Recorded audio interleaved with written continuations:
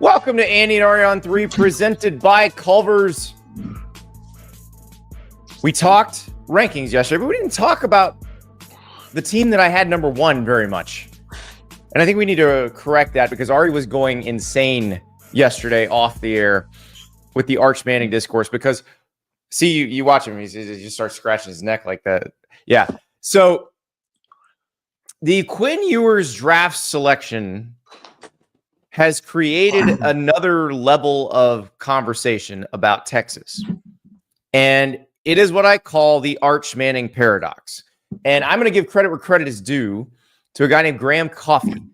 And Graham is a college football pundit. And he put this tweet out the other day, and I thought it was really interesting because it is the Arch Manning paradox. Basically, what Graham says, one of these two things about Arch Manning has to be true. He's as good as many assume, and Steve Sarkisian wasted a national title caliber roster by sitting on a future top 5 pick behind a QB who was barely drafted. Choice number 2, there were football reasons he couldn't beat out Ewers, and that is a red flag. I think there's a third choice here, but Graham is basically correct here, Ari. What's the third choice? The third choice is, well, you wouldn't agree with this because, like in our conversation about Dylan Raiola yesterday, you think he is what he is and that's what he'll always be. But I think quarterbacks can improve over time. And Arch might not have been quite ready. And now he might be quite ready. Or he might not. Who knows? Raiola? Is that what you took away from my Dylan Raiola thought? Oh, yeah. That's definitely. And that's what all the entire state of Nebraska took away from it, too. I took away from the takeaway from that should be there's a fundamental problem with his game, and that specific area seems to be hard to improve on. That's what I wanted to say. Not that quarterbacks can't get better. You think he specifically can't get better? Or that one area. I'm just going to make you the most hated person in Nebraska right now. What? I'm going to make you the most hated person in Nebraska. You go ahead. Okay, but that's not what I meant. And also too, like draft evaluators and talent evaluators have different schools of thought about that. I'm saying it's concerning to me about his game. Not that he sucks or that he's never going to be good or wasn't good last year. We're talking about first round picks, and you came along for the ride with me, bud. Don't. You're like I know. I'm trying to absolve myself. I don't. Shove your friend in front of it, so the bear gets the like you're not involved in it. So yeah, I think that there's that. But the thing that I think is interesting too is the notion that Quinn Ewers was the reason Texas couldn't win last year. Like I want to unpack that. Like as a Texas, because I want to get into my Arch stuff. We'll get there. I promise you guys. I've been fired up about it for 2 days, but I want to unpack that part of it. Was Quinn Ewers, in your mind, the reason Texas did not win the national title last year? No. No, so because that doesn't make any sense. Then they're on the goal line against Ohio State. If they score there, there's a really good chance they win that game. If they win that game, there's a really good chance they beat Notre Dame and win the national title. So, no, I don't think Quinn Ewers was the reason they did not win the national title last year. Like, also, too, and I just feel like people have not caught up to this for some reason. Ohio State had 14 players drafted, and their 2 best players, who are the 2 best players returning, did not get drafted last year. Like, I don't even know, like, if an NFL quarterback could have helped them win. Maybe. I don't know. Like, I don't remember that game and thought, like, Quinn Ewers made critical mistakes in that game that caused Texas to not be in a position to win it. They played against a team that is one of the last remaining pieces of mega super teams. Like, they lost in the last minute. Like, I think that Quinn was a trailer. Absolutely. And I guess if the thought is that Goat Dog is asking, was Quinn Ewers a truck or a trailer? This is the Daniel Jeremiah quarterback terminology. So, are you dragging your team along, or is your team dragging you along? So if you want to say that Arch is a truck and a truck would have won the game, I think I could maybe get on board with that. But like, I feel like it's not like Texas was kneecapped the entire playoff run and had no chance of beating the teams that they beat or Ohio State because Quinn Ewers was the quarterback. So like when you talk about the paradox, like I think there's a lot of revisionist history of like who Quinn Ewers was because of his draft stock sliding, which probably had nothing to do with his game and more to do with his injury history. And like, I don't want to live in a world where like Quinn Ewers sucks and that's how he's remembered, because that's not the way it went. Okay. It's just not. So he wasn't. Ewers It's wasn't. still a legitimate question, and we asked it multiple times on the show last year. Yeah. Was Arch better than Quinn already? And we don't know the answer to that. Arch had to play because Quinn got hurt. Arch started 2 games. He beat an SEC team. It happened to be Mississippi State, the SEC team that finished last, that had the worst pass defense in the conference. So I don't know how telling those 2 wins are, but it was a conversation we were having last year, and I thought it was laid out very well because this is what's going to happen. And the paradox is it probably should call it the Steve Sarkisian paradox, because the paradox is this. If Steve Sarkisian with Arch Manning starting leads Texas to a national title, he's a great coach because he won a national title, but he's a bad coach because he should have won 2 national titles because he should have had Arch starting. Like that's the actual paradox. We're going by definition of the word paradox. But the Arch Manning paradox makes a much better YouTube title. I think if they win the national championship, they'll be fine with how it played out because they won the national title. I think they will too. But I think I what agree. That happened though is that Arch Manning wins the Heisman next year. Texas doesn't win the national championship because they're not as deep and talented as they were a year ago, and then you bring that question in. Of like, if Arch Manning is clearly a better quarterback and they still don't win a national championship, then you have to think about that. But like also too, Andy, we were talking about why wasn't Arch used in the playoff while Quinn was playing. I thought that Arch had a role and could have had a role. The Ohio State, because a lot of it always comes down to that toss play at the end of the Ohio State game. I'm not sure Arch was available at that point. He took a very big hit earlier in that game. I'm not really sure they were capable of putting him in then.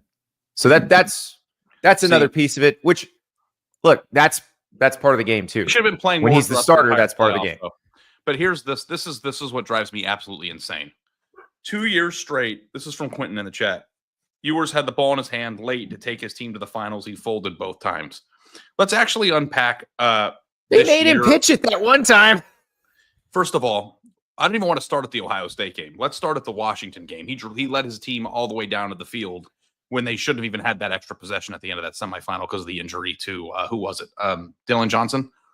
Yeah. They shouldn't have even had the ball, and they had like throws into the end zone at the end of the game with no time left because he drove them down the field. So I don't know that I would pin like him choking on them. And then also too, at the end of the ASU game, when they definitely lost, he made a critical check at the line and created a wide open Matthew Golden for a touchdown on an incredible 4th and 13 play. Right. They would not have even been in the Ohio State game if not for that. So that, and then at the same time, I don't know that Quinn called a goal line toss play from the 1 yard line that like was a 7-yard loss because Caleb Downs is on the other team. I don't think this is like non-Texas fan haters, right? Like no Texas fan is pinning this on Quinn. So this is the thing that like started this conversation though, because it is interesting. And like if Arch Manning stinks, that would be absurd. Like if that like it turns out to be the case that he's not very good. But like so there was a list, and I think it was our friend Greg McElroy who put the list out of top 10 quarterbacks in the country. Mm-hmm. And I think I put a list out similarly like a month ago. And I had Arch in my top 5 somewhere. Right. I had DJ Lagway. I had him like number 1. 4 too in mine. Yeah, right. The omission of him completely off the list is one of 2 things. One, you only ranking people who have played, which serves no purpose to your readers because people know who was good last year. I don't know why we're ranking who was good last year in April this year. Well, I would say that's why, because he had a more limited sample size of DJ Lagway. He had him 9. We both had him 1. Right. So what's the point of that list? I don't understand why you're even doing it. We're talking about it. Yeah. So it worked. I mean, I guess, but like you're not informing anybody of anything other than here are the good players that played last year. It's like we know that we saw the games. So like when I make lists and when you make lists and when On3 makes lists, they're projecting forward because that's what's interesting. Not although he has Mateer number 2, which I would argue Mateer's moving up a level, going from Washington State to Oregon. I mean to Oklahoma. So we don't know how he's going to perform at that level. The way I would view this, making this list, and he did it his way. That's his process. Good for him. But how many of the players, like, would you not trade? You would trade Arch Manning for Carson Beck? Like, would you do that? Would you trade Arch Manning? The current Carson Beck coming off elbow surgery? I would take Arch. Carson Beck, the one that was throwing like 3 interceptions in every critical game. If you ask me, would you trade Kay Klubnik for Arch Manning right now? I think I mean, I know what I'm going to get with Klubnik. Yeah. It is pretty good. I'm not saying that his list, like, obviously Yeah. his list is comprised of a lot of the same players who are on ours. This isn't negging but not having him on the list is a omission as a result of not seeing him play, which fine. Okay, I accept that. But then it turns into another conversation, which is if he's not on your list, why are we not anticipating or have seen enough or have read the tea leaves enough to know that he's going to be good? Like there's a large portion of people out there that like are assuming or that think that assuming that he's going to be really productive this year is wrong. And I don't understand that thought process at all. Ben asked an interesting question. What is it about his skill set that you're so sold on? Didn't Nico rank like right next to him? It just doesn't work that way. Okay. Yeah. Okay. But this is a great question. This is a great comparison because physically Nico Iamaleava has all the tools. If you started Nico with those teammates against those teams that Arch started against, he'd probably put up good numbers too. Mm-hmm. You'd be in the same boat, but you feel differently about Nico because you saw Nico as an SEC starter against really good competition as well. So you feel complete, like you take Arch over Nico 10 times out of 10 now. Are you forgetting where I had Nico on my list? Because he was in my top 10. So like I don't know like what we're talking about here. I like Nico. I think he's a good player. You have Arch above him, is what I'm saying. Sure. You'd take Arch over him when I would take this Arch is it's like a Schrodinger's cat thing. Like we've opened the box with Nico. We haven't opened the box with Arch yet. Yeah, but we also know what's also in the box with Arch, which also plays a part of this. What's in the box? Ryan Wingo's in the box with him. Like that's a pretty good person to have in the box. CJ Baxter's in the box. Like Tennessee was void of offensive game breaking talent, which put it all on Nico's shoulders, and they made the playoff with him. Like I don't know what people are talking about with that. So like, and the other thing too that I can't stand, there's a lot of DJU comparisons. Andy, DJU was a 5-star prospect as a result of his insane measurables and talent. Like there are two ways of looking at recruiting rankings, and I think that the recruiting rankings aspect that people don't understand is that a lot of times the recruiting rankings are kind of like the NFL draft, where players are slotted and ranked based on physical measurables and potential as much as they are at being good at football. And Arch Manning has really good measurables. He's tall. He's 6'4". He's built like a brick house. He runs 20 miles an hour and has a rocket arm. Why? Don't spoil the tweet. We got that tweet. That's true. And that guy's a friend of mine, by the way. You want to put the tweet up now? I didn't mean to spoil it. Hold on one second. First, let me tell everybody, if you're watching on Twitter right now, join us on YouTube. The link is right below the link you're watching. And subscribe to the On3 Sports YouTube page. Because that way, every time we come on live, it'll give you that push notification. And you'll be like, hey, Andy and Ari on. Let's go. So do that. We'll see you on YouTube. Join the chat. Much more robust. Chat's great today. Chat's killing it today. So we'll see you there on YouTube. Okay. Let us go to the tweet, because when you sent this to our group chat, I nearly ran off the road laughing. I know I shouldn't be reading tweets while driving, but I nearly ran off the road. You go ahead. It's your friend. And you drive a truck. You read it. This is from my friend Merle D. Woods. That's not his actual name. I don't know what that means, but his actual name's in his handle there. His name's David. And I was like getting mad at people for getting upset at the notion that Arch Manning should be ranked higher than he was, or certainly what my initial tweet was, it's more offensive to have him off the list than it would be to have him number one. But he said, whatever, take the last name away, and he's nothing but a 6'4" tank with a cannon for an arm who runs 20 miles an hour and is surrounded by and beloved by a super talented cast of teammates, coached by an offensive wizard. And it's like, okay, like who's betting against this? It is funny when you put it that way, because it definitely flips it's just because of the last name argument on its ear. Because I actually think his last name is hurting him. I think that if we had all the same information that we have, which is his measurables, what he was as a high school recruit and a productive recruit, though granted, I think he played at a lower level, and came from a family that prioritized development and didn't emphasize things that people get upset about, which is trying to get the biggest paycheck, which, by the way, he's the most marketable and most valuable player in college football in terms of NIL valuation. And like he skipped the NCAA football photo shoot. And people should love that, right? Because you hate how Nico acted, so you have to love how he's acting. And if his name was Roger Gallagher, like I think, and he's the next great Texas quarterback and was a 5-star, like putting him on this list wouldn't, I think people resent his last name. I don't think people think that he deserves any of the credit that he's gotten because of his last name. And because of that, people are less likely to suspend their belief system, and they are just like, he hasn't proven anything. Okay, that's fine. Well, here's Jay. Arch is going to be humbled quickly.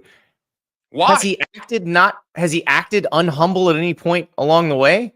He's been yeah, I don't know. Do you buy into my name theory though? Do you think that his name is actually causing more haters or more naysayers? It's definitely causing more haters. I don't think it's actually doing any damage to him. I think in terms of perception, yes, I think there are people who are like, oh, you're only talking about him because his last name is Manning.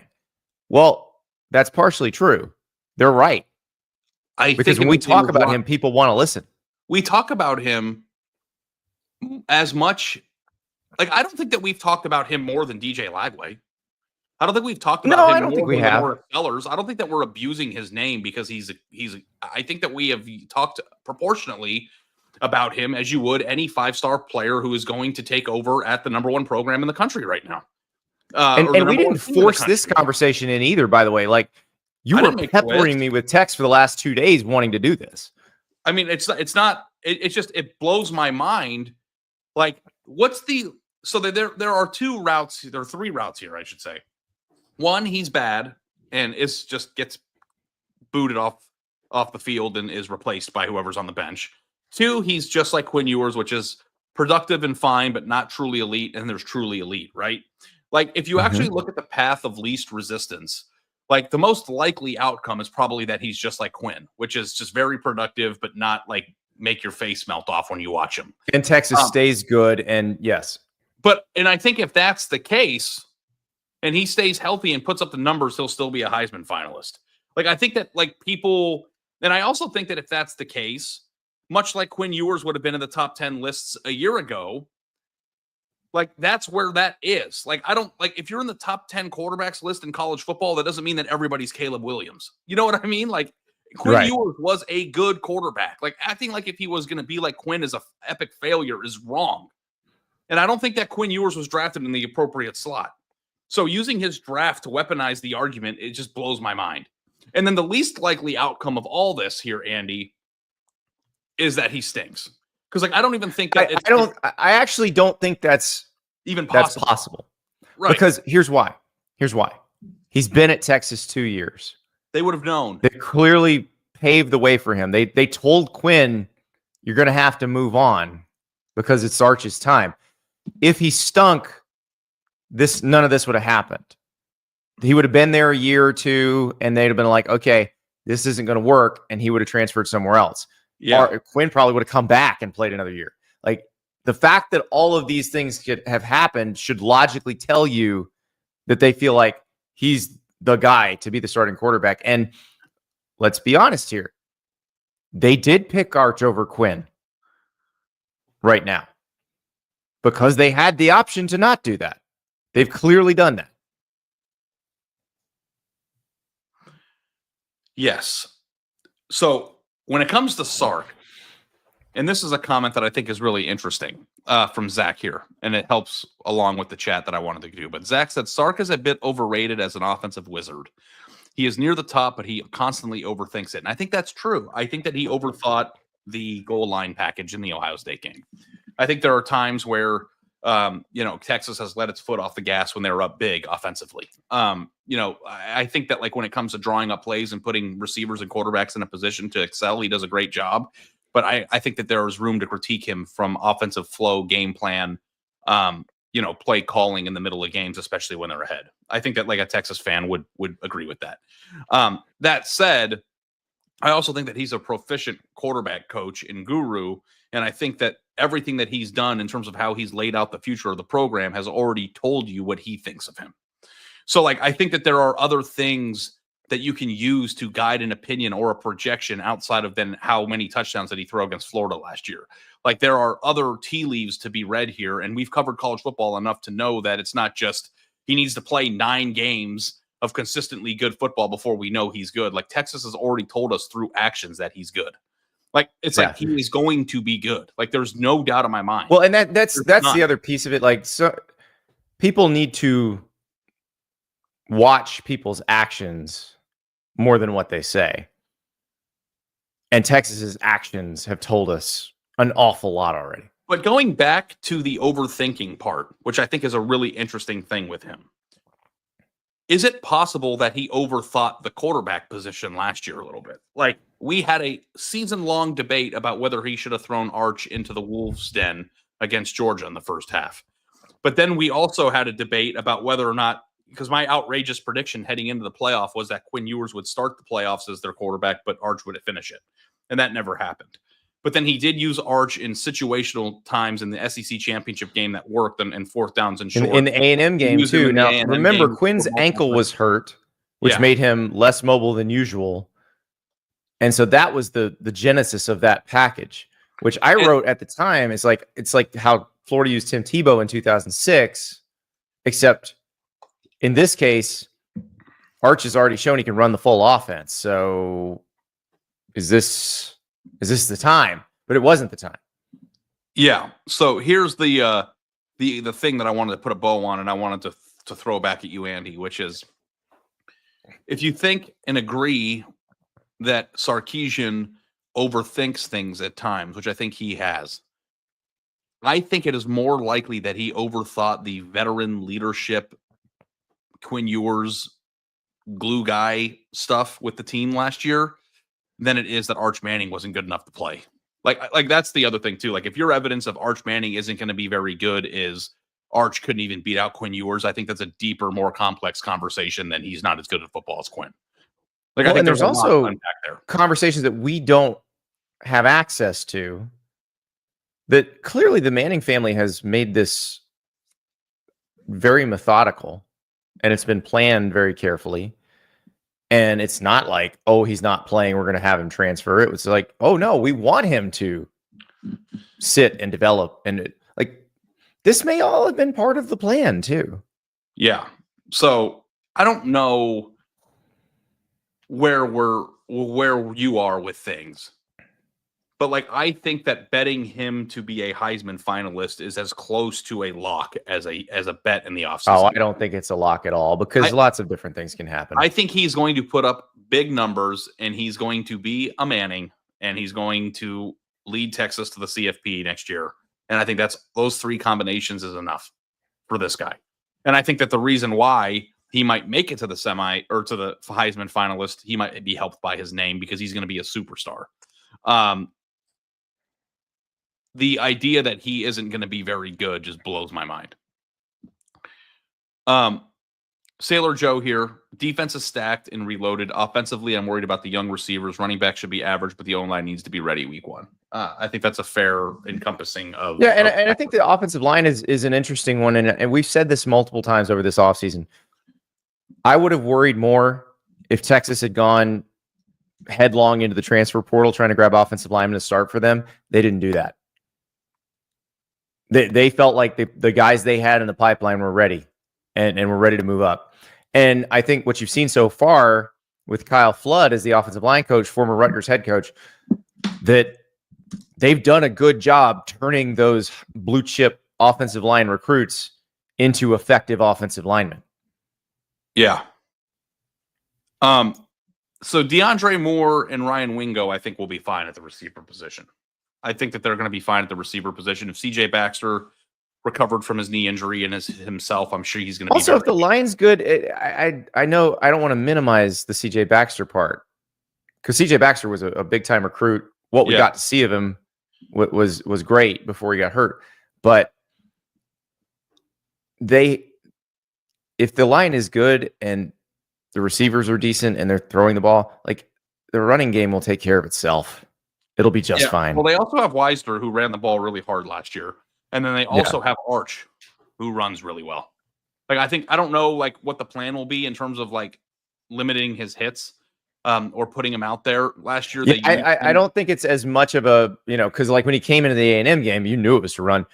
It definitely won't be that situation, but I think they're going to have that in the toolbox. And I think that's interesting too, because I think a lot of this is actually, not to tie two of our favorite things together, similar to the Shedeur Sanders conversation, where a lot of the people who want to talk about Arch Manning, just like a lot of the people who want to talk about Shedeur Sanders, don't really follow college football that closely. They see this name they know, and that's what they want to talk about. But Monty Jones had a really good discussion of this the other day on his show, where he was talking about the Shedeur situation, and he was talking about all the people who followed Colorado since Deion got there, and how most of them have no clue what's going on in college football, don't understand college football at all, can't contextualize things in college football because all they care about is Deion.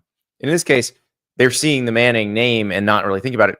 The thing about Arch that I find very interesting, that if you're just looking at his last name and making assumptions, okay, here's the photo. I'm glad this is the photo that came up, because we use this photo a lot in our B-roll of Arch just striding while running the ball. Like, this is not Eli and this is not Peyton. And I mean that in a good way and a bad way. I don't know if he can throw like Eli or Peyton. We'll find out. I don't know if he processes like Eli or Peyton. We'll find out. He runs a hell of a lot better than either of them ever did. Like, this is a much more athletic quarterback than his uncles. And part of the reason, if you don't know his dad's history, Cooper Manning was going to be a wide receiver at Ole Miss. He had a neck injury, didn't get to play. But Cooper was by far the most athletic of the three brothers. Yeah, and the DNA got passed through. So, and then I also do think, and I don't know if you buy into this, but, you know, I've had a theory for a long time in college football in general, and this like really came to form when who was the undersized defensive back who went to Minnesota, whose dad was an All-American draft pick from Ohio State defensive back. I'm trying to remember the name. It doesn't matter. But Ohio State didn't recruit that kid. And I'm like, well, his father was one of the best defensive backs in Ohio State history. Like, that might mean something. And then he turned out to be an All-American draft pick. You're talking about Antoine Winfield? Antoine Winfield Jr., yes. Yes, who is one of the best DBs in the NFL, too, by the way. Right. But, like, he didn't get big-time offers because he was undersized. Yeah. And I really do buy into the fact that if your dad was a really, really good NFL player, that there's something about your makeup, or if your family, you know, produced a lot, there's something about your makeup that will help you. I don't think that it hurts you. There's also there's the experience that you've had handed down to you for a long time, for your entire life, that other people's families cannot offer them. Like, let's say my son grows 5 inches this year and suddenly can carry, 300 pounds effectively and run really fast. And like, I can't tell him what to expect as a blue chip offensive line recruit. I have no idea. That wasn't me. I didn't experience that. I couldn't, like, if he were a really good college player, couldn't tell him what that's like. Couldn't tell him what the NFL's like. These guys you're talking about, Antoine Winfield, Arch Manning, they're very lucky in that they have people who've been in that rare air who can really give them great advice. So it does help. It certainly helps. And I think at the quarterback position, especially in terms of processing, in terms of understanding the game, I feel like that will help him. Like, I don't think that like his last name will hurt him in his development. I think it can only help. So like when you add up everything, the supporting cast, the measurables, the recruiting ranking, the family, the coach's actions, the fact that Quinn wasn't allowed to come back, like all these things all point in one direction. And if you don't want to acknowledge that because he didn't play enough last year, or because Quinn Ewers got drafted in the 7th round, or because you're just a Manning hater, that's your prerogative. But like, I've been wrong a lot. Maybe I'll be wrong here. Maybe Arch will stink. But I think that all the evidence, when added up together, has already unequivocally pointed to the direction that he's going to be very good. And a lot of times in life, the most likely outcome is what happens. It's not always a conspiracy. It's not always, bull crap that runs the show. Like, sometimes it's just the obvious explanation or the obvious results. What's going to happen? Occam's razor, Ari. Occam's razor. Yes, and I learned how to spell that the other day. There you go. All right. I used it in a story. I'm so proud of you.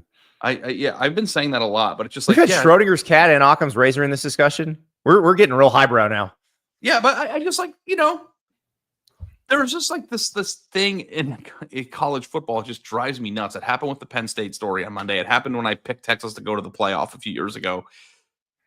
Like, there is just no thought. It's just given by a lot of people. The thing that hasn't happened recently can't possibly ever happen. I had a Georgia fan on Instagram tell me I was some kind of special autistic because I ranked them number 8. And he said, how many times in the last few years has Georgia even finished lower than 8th? Well, I didn't say they're going to finish lower than 8th. I said 8th. But just because they haven't doesn't mean they won't. Somebody called me a hypocrite because I said just because something happened in the past doesn't always mean that it's going to happen again. And then I said on the show that I thought Georgia would be similar to last year, and he said both of those things can't be true.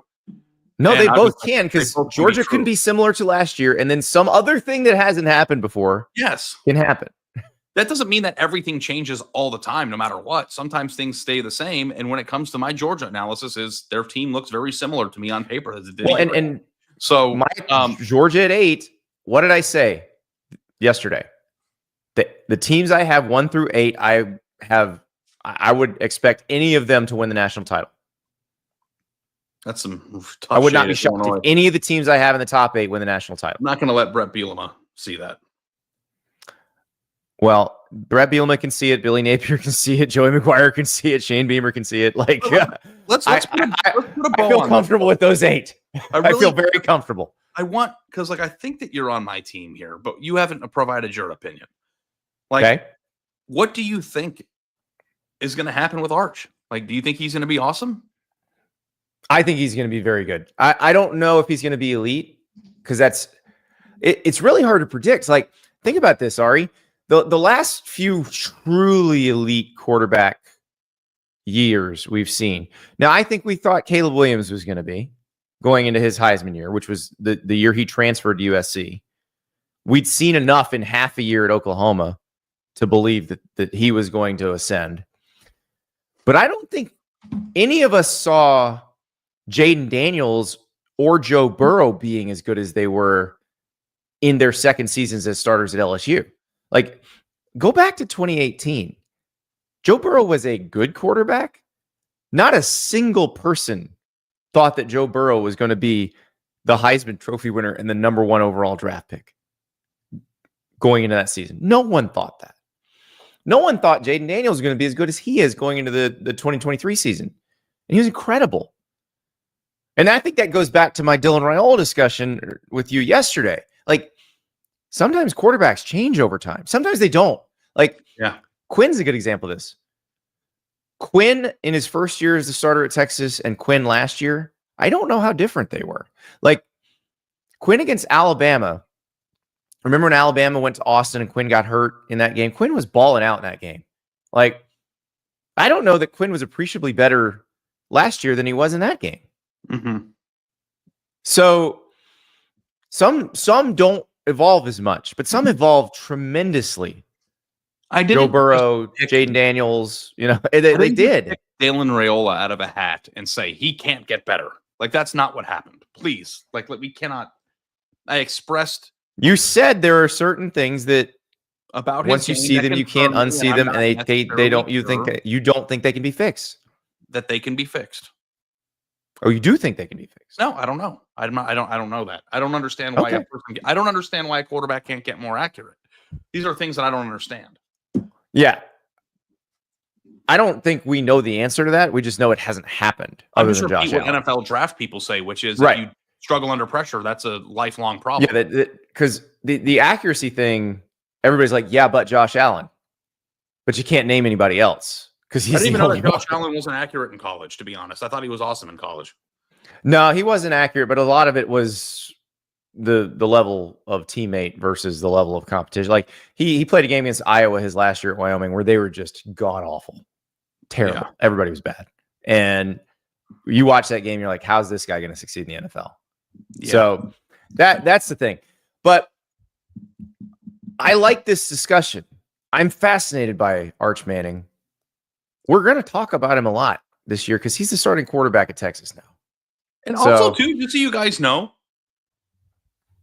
if you think that if you're a conspiracy person that thinks that we're just pumping him up because of his last name and it's good for business and we're Texas homers, that's fine. Got a really small little secret for you. It's better for the show if he stinks. I don't know if that came through. Ari was whispering very quietly. It is actually better for the show if he stinks. It's true. He's not going to, though. It's all right because there on your face. Train wrecks and burning wreckage are great for the show. We'll get to one of those later. We are going to talk about one of those. First, I got to tell you about Culver's. We are presented by Culver's. They brought us to Wisconsin for the draft. They were born in Wisconsin, but they are now all over the country, blessedly, gloriously. I can go get a concrete mixer, vanilla with cookie dough, by the way. That's the Lord's combination. I'm telling you right now. I can go right now in Florida, get it right now. I can be there in 10 minutes. ButterBurgers, frozen custard, cheese curds, you name it, they got it. Beautiful fish sandwich. Ari had one of those while we were up there in Wisconsin. We love Culver's. We appreciate them. And hey, could be the start of a beautiful, beautiful friendship. But I really won't. Like, kids doing spring football practice, it's really hot outside. If I show up, Ari, with a cement mixer, cookie dough cement mixer, to hand him after practice, am I the dad of the year? You are. Okay. Done. You most certainly are. All right, before we get to the situation that continues to get weirder and weirder in Chapel Hill, talk about one more thing that is going to be a topic of conversation probably for the next couple of weeks. The SEC 8 or 9 game conversation is back, mostly because a friend of mine texted me about it and said, hey, what is the SEC doing with this? And I was like, you know what? I don't know. So I started calling around. And the debate over this thing, which has been raging for probably 3.5, 4 years now, has shifted again. And now it's reached a very logical point. And I think we can kind of pinpoint what's going to happen. So talked to some folks yesterday, and basically what I was told is the ADs in the SEC are waiting to see what the college football playoff format looks like in 2026 and beyond before they decide what they want to vote on for the 8 or 9 game thing. Essentially, if there are automatic bids, like that one proposal, which we think is the one that'll eventually pass, 14 teams, 4 Big Ten, 4 SEC, 2 ACC, 2 Big 12, highest ranked of the other conferences, 1 at large. We think if that one passes, they'll go to 9 games. If not, they'll stay at 8, because basically they looked at the Alabama, South Carolina, Ole Miss situation last year and said they don't think the committee is considering strength of schedule. Now, Ari, you and I have had this discussion. We think they did, but the third loss was what knocked them out. Because let me ask you this: It just can I just jump in real quick? Yeah, go ahead. Go ahead. So I understand the grandstanding during the season to try to get teams in. I understand threatening that we're not going to schedule a certain way because of what's happening. But, like, is there actually a fundamental misunderstanding of how this works to people in that position? Like, do they actually think that their strength of schedule hurt them? That is not. All politics are local, Ari. And their thing is, because they're looking at it like, you add an extra conference game, half the conference gets another loss. So that's why they're looking at it that way. But I talked to one of the people I talked to. It was an AD. Thought that it needs to go the automatic bid route because they're worried that if they don't go the automatic bid route, everybody's going to just dumb down their schedules. They were very concerned about what Matt Rule said. This person was very concerned about what Matt Rule said, where he's like, well, why would we schedule any good games out of conference? Because the concern is, if you're just going by the loss column, people will just continue to try. And this person brought it back to the BCS. Like, you can watch the schedules get dumbed down after the BCS took the strength schedule component out. Schools responded to that by dumbing down their schedules. So if you want better games, you want incentives to play better games. But the question is, do you go as far as automatic bids for these leagues? I want teams to dumb down their schedule and then be left out at the end because they don't have quality wins. But I'm worried they won't. Yeah, I mean, they might not. I mean, now with 12, for sure. I mean, it was certainly more. Here's the thing. If the Big Ten and the SEC want something to happen in the 26 and beyond playoff, I'm pretty sure they can get what they want. Here's the difference. This point. In the 12-team field, Andy, the teams that are in the 9 to 15 range are always going to be very similar.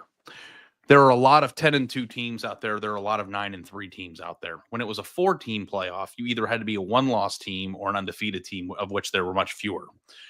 Right. So when you get to the end of the road here, if you are being compared with 4 other teams with the same record, you will be left out if you don't have good wins. It's going to happen. You say you fear that they won't be, and some years they won't.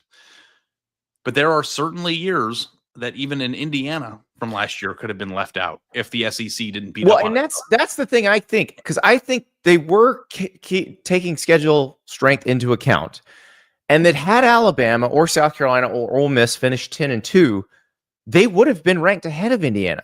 Like, let's say Ole Miss does not lose in Gainesville, and they finish 10-2. They would have been 10-2, and Indiana would have been 11-1. But I bet Ole Miss would have been ranked ahead of Indiana. Yeah. I think it's possible that they are 2 games away from being out. That's Alabama beating Oklahoma and Ole Miss not losing to Georgia. If that would have happened, Indiana would have been out. To Florida, yeah, because Ole Miss beat Georgia. But yes. Florida, not Georgia. Sorry. But yes. So I do think they considered it. But we'll see what happens. I don't know when this is going to come down exactly. Greg Sankey has said he wanted the SEC decision made before they have their spring meetings in Destin, which is at the end of this month. I don't know that that's going to happen because it sounds like they're waiting for the CFP to have a format, but the CFP has to have a format soon too. Like, yeah, the 2026 CFP, not the one that's happening this season, but the one that's happening next season happens in 19 months. Like, you got to have a format. Yeah.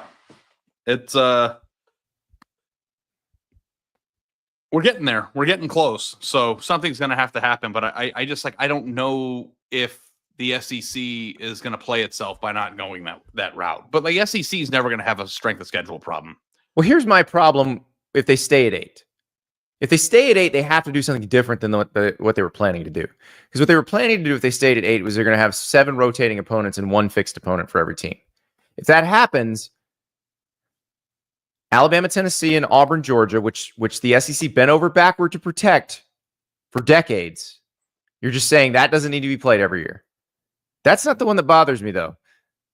Texas and Texas A&M wouldn't play every year. That's the stupidest possible outcome. Yeah. You have to fix that. You have to figure out a way to have them play every year. If you're only going to stay at 8 games, figure it out. Yeah. And it may not be a perfectly round rotation. You may just have to mess with your schedules, make different little ad hoc schedules every 2 years. Figure it out. Yeah, or just like start from scratch every year. Yeah. I don't know. Figure it out. Yeah, like Texas and Texas A&M have to play every year. And I would argue that Georgia and Auburn and Alabama and Tennessee have to play every year too. If you spent that long, if you made everybody else play boring ass schedules for that long for those games, then by God, they're important to you. So don't throw them out now. Yep. Producer River says, does that mean Red River is worth sacrificing annually? That's not going away. Yeah. Texas, Oklahoma is the one they'd keep. But let's not forget, though, that it is possible for an SEC team's schedule to be called into question. And it didn't end up happening, but Texas was in a danger zone for a few weeks there last year. Let's not forget that. Yes.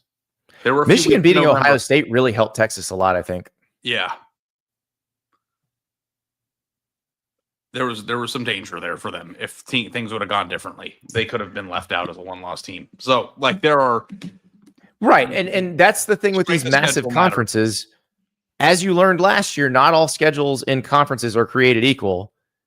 Indiana's schedule and Oregon's schedule were very different. Mm-hmm. Texas's schedule and Georgia's schedule were different. Texas's schedule and Oklahoma's schedule were different. So like that, there's a lot of variation now when you have that many teams in a conference. Yep. All right, Ari. Let's move on to a topic that you said a few weeks ago you didn't understand why this was a topic of interest. I think you're on board now. Story that was written, but now it's starting to make sense to me. Yes. So more North Carolina stuff. Jordon Hudson is the girlfriend of Bill Belichick. We've discussed this relationship multiple times on the show. And I'm going to be honest with you, Ari. Like, I'm not a TMZ person. I'm not either. I don't like breaking down people's romantic relationships. I don't even know their names. Like, you know this about me. I don't know celebrity names. Right. I'm not comfortable making judgments about someone's romantic relationship because you love who you love. That's your own private business. But when that becomes part of your public business, which it has here in this Bill Belichick situation, then it becomes a story and we got to talk about it. And Jordon Hudson, I said she made it weird with the CBS this Sunday morning interview. She made it weirder on Monday, Ari. Puts out an Instagram post, an email allegedly written by Bill Belichick, and it looks like it's an email to his literary agent. I'm guessing this is to, maybe to the publisher, to people in his circle who were involved in the production of his book, which the CBS Sunday morning interview was a promo for his book. And this email appears to be about a review of the book. We think it's the review that was in the Boston Globe because that's about the time that this email was public or was written. And it's basically him saying, "Hey, I said I'd admit I made a mistake or that I made mistakes. And one is not drafting Lamar Jackson. I think the big one is probably not keeping Tom Brady. But he said, hey, I admitted it, but that's all anybody wants to talk about." And then there's this part about, can we control the headline of a story in a newspaper? It's like, no, you can't. And so Jordon Hudson put this out in response to stories coming out about that CBS Sunday morning interview where apparently she had other times that she butted in. They didn't show on the show. And one period where she stormed off for 30 minutes and they had to just delay the interview. And she said, full statement coming later today. This was on Monday. No full statement came. She had a Taylor Swift song underneath this Instagram post. It was "Look What You Made Me Do." Ooh, look what you made me do. Look what you made me do. Look what you made me do. Look what you made me do. Not the correct song for that. She's basically saying, ooh, you made me do this. Now you're going to get it. The correct Taylor Swift song, because I am a Swiftie, would have been "I Can Do It With a Broken Heart," which is all about things are going bad, but you got to be a professional and grit your teeth and get through it. That would have made more sense in the context of the email. But I don't think she was thinking that far ahead. We didn't get a full statement yesterday, Ari, but we did get another story from The Athletic involving emails between people at North Carolina and somebody else. So remember how there was going to be a Hard Knocks featuring the North Carolina football team, and then suddenly there wasn't? You'll never guess who was involved in that. Andy, I saw reports that this could be a problem, or this could grow into a problem. I'm starting to get the sense that this could grow into a problem. I am too. And can you imagine? I was talking about this with producer River before the show. Can you imagine a few years ago, the last Super Bowl the Patriots won? That was when they beat the Rams, right? The Rams couldn't move the ball, couldn't get over the 50. Can you imagine going up to somebody right after that game and saying, In 2025, Bill Belichick will be the head coach at the University of North Carolina, and the bigger part of the story will be his 24-year-old girlfriend butting in on interviews and basically trying to manage his career. I couldn't. What would you have thought? The power dynamic is much different outwardly than I thought it would be. But also too, like, if she's storming off in the interview and like butting into things that don't really fall under what I would believe would be her purview, which is being his girlfriend. Like, how far does she feel she's entitled to make decisions? How far does she feel she's entitled to, impact things at UNC? And how far is the scope of what she believes her responsibilities are? And how far does Bill Belichick allow that to go? Because from my and clearly he's comfortable with it, because this is a guy who's been very much in control of everything his entire career. So does Britt come in here and have like creative freedom over our podcast? No. I was thinking about this. It'd be like my wife going on social media and arguing with people who think my top 25 is dumb. Like, why would she do that? Yeah. She doesn't care. Yeah, no, it's bizarre. Honestly, this is bizarre to me. That's all I could say. Like, I don't know. It's a bizarre thing. So you and I have talked about this already. We have expressed reservations because I was excited at first, like, greatest coach of all time coming to college football. It's gonna be a blast. It's gonna be fun to watch. Fun to watch him match wits with the college football coaches. Fun to see how he builds a roster, all that stuff. But we've also said, as we've watched them work on this roster and as we've watched them get this team ready,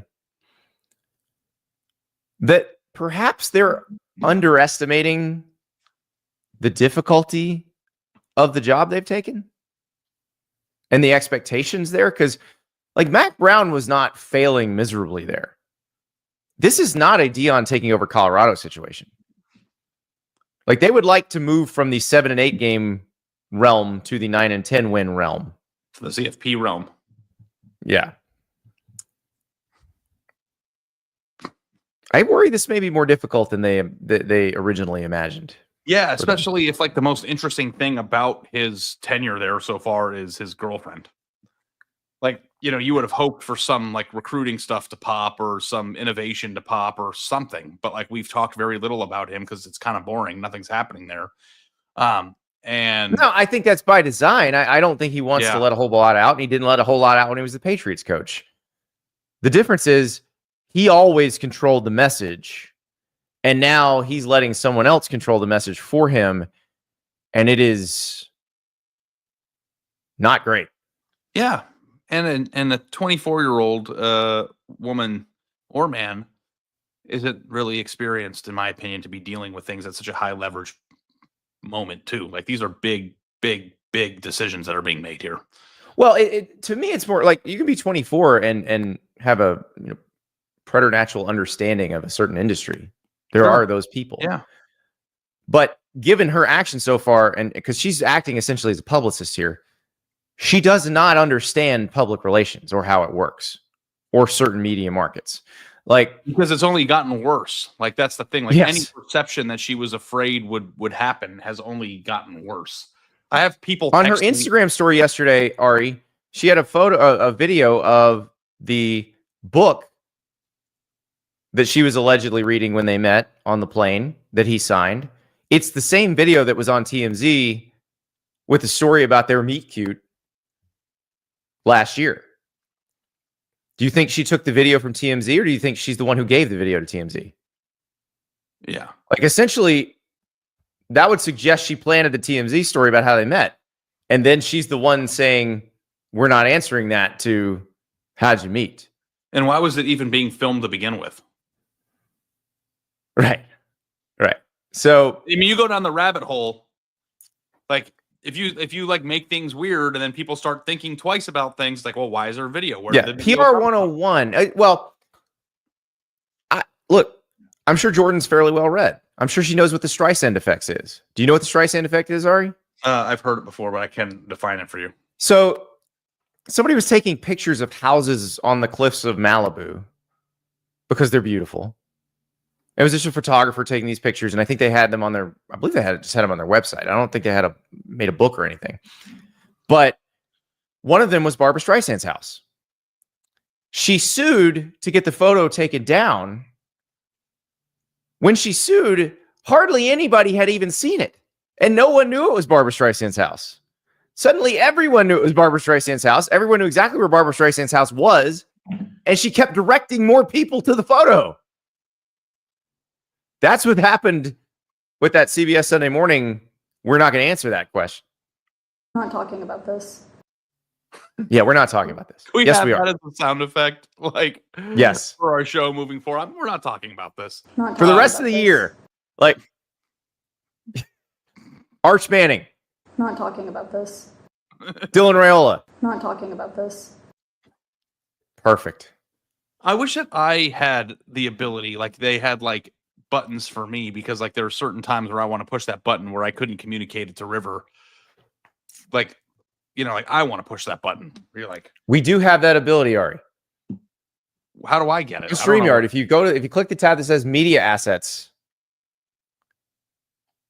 we can do sound effects.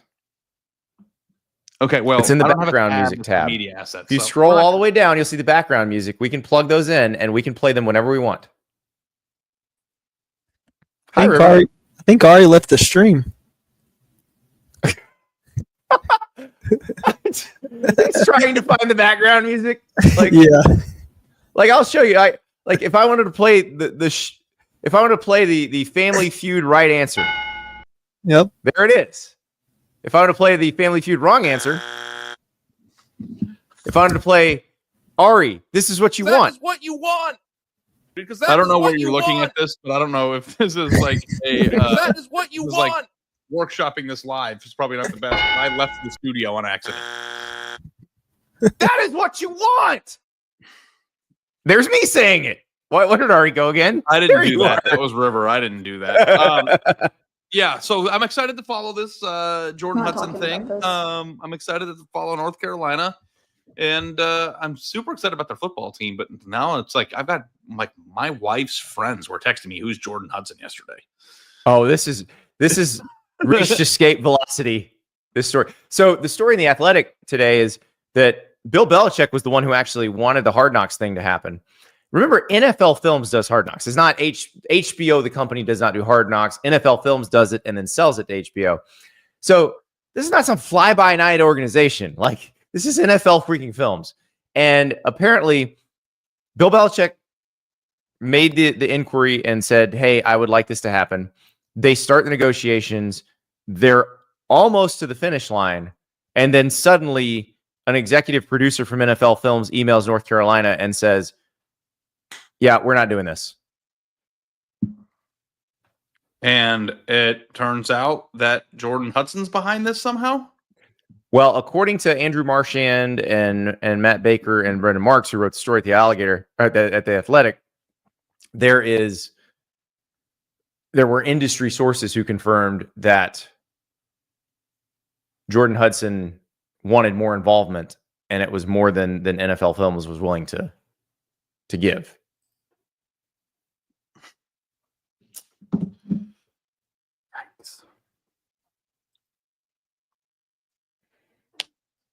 I wish I had something to say other than my head shaking. I don't know what to tell you. Not talking about this. So, that's what you're saying. We are talking about this, Ari. But yes, it has reached escape velocity. It is no longer a college football story. It is a TMZ. I don't know if have we reached Good Morning America? Because like CBS Sunday Morning is a different genre. Have we reached Today's Show Good Morning America at this point? I think we're almost there. Yeah, well, the question is whether or not we're going to get to like one of the more serious shows. Like, do you think they're going to have to like circle back and do another interview to clear this thing up, or do you think it's just like try to? I wouldn't. I would let this die. Like, yeah, I would. Okay. I would not say anything else. I would be like, we will see you when North Carolina plays TCU week 1. Yeah. Until then, we ain't talking. Yeah. This could be international news a year from now when they play in Ireland too. So. Well, I will tell you the idea, because we talked about this at the draft. You know, let's say the Giants have a bad year and they fire their coach. Bill Belichick is beloved in Giants land. He was the DC under Bill Parcells. You would think that would be a nice logical conclusion. But if all of this is going on, I don't think an NFL team's going to touch him. I just think that the shift from like the number one first lady in college football, which was Sally Brown, to to this is hilarious. Because like Sally was like very, very involved. And Mac is too nice to do this and loves North Carolina too much. But I bet he's laughing his ass off right now. Yeah. Guaranteed. Because he didn't want to leave. Yeah. They had to fire him. So Mac Brown. Yeah, I think he's probably laughing. Now, here's the thing about this. We'll leave it here. If they're super good, none of this None matters. of it matters. I'm with you. None of it. But if they're not, oh my God, this could get even weirder. And we are here for it because it's April. We got a long time till the season starts. Yeah. I mean, we should send them a care package for giving us something to talk about. But yeah, definitely excited to see how this all plays out. And it's not just older coach has young, pretty girlfriend now. It's like pretty girlfriend is like running things there. And I don't know where that's going to head. But we'll see where it goes. And we'll be here to talk about it. That's right. And tomorrow, we're going to talk about tomorrow's show. Dear Andy, Dear Ari show. You drive the show. We've already had a couple good questions, but we love all of your questions. You know where to find us at Andy_Staples on your social media feeds, at Ari Wasserman, Andy Staples on3 at gmail.com, Ari.Wasserman at on3.com. Hit us up. We will answer your questions on tomorrow's show. Like I said, we've already got a couple good ones, but we could definitely use a few more because you guys are geniuses. We love when you drive the show. You've been incredible in the chat again today, as usual, and we can't thank you enough. So please tell your friends about the show. We've noticed an uptick here in the last few weeks. There's been a lot to talk about. So listen, we're going to get you ready for this coming college football season. We're all going to get through this offseason together. So hit us up with those questions at Andy_Staples, at Ari Wasserman, Andy Staples on3 at gmail.com, Ari.Wasserman at on3.com. We'll talk to you tomorrow.